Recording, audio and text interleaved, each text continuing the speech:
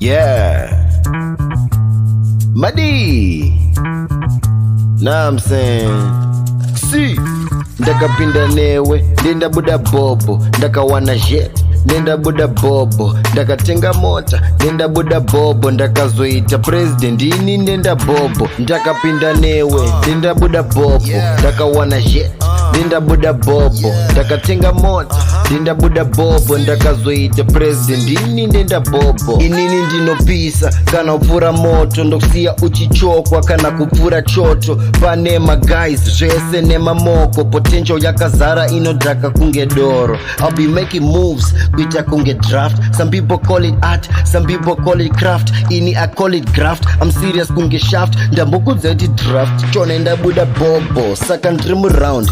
Shanda ndite proud, ini ndo unza crowd. Iwewo ita loud, tiri true kunge DX. Baby can we be friends? Kwete zema heathens, ini mina go pretend. Look at your face, my edges are relaced. Perfume me sprayed, my nice kwete fake. Baby tina style, to see avane smile. Tafamba my mouse, tapura my trials. Saka ndine queenie, vangwe vane mamoko. Inini ndine dreamu, apa zizi ziroto. Inini ndiri king, unona crown msoro. Vakutenga Gucci, vaimbo pusha ngoro. Ndakapinda newe, ndenda buda Bhobho, ndakawana jet, ndenda buda Bhobho, ndakatenga mota, ndenda buda Bhobho, ndakazoita president, ini ndenda Bhobho. Ndakapinda newe, ndenda buda Bhobho, ndakawana jet, ndenda buda Bhobho, ndakatenga mota, ndenda buda Bhobho, ndakazoita president, ini ndenda Bhobho. Bhobho atibude, chakatyora kwedu, zvotoda tifambe, tichisvika kwenyu, gia tichichinja, zveklachi ndezvenyu, muri kuda beef, ndoiunza menyu. 7 kunge demo, ndinotema tema, sharp kunge banga, ndinocheka cheka, ini ndiri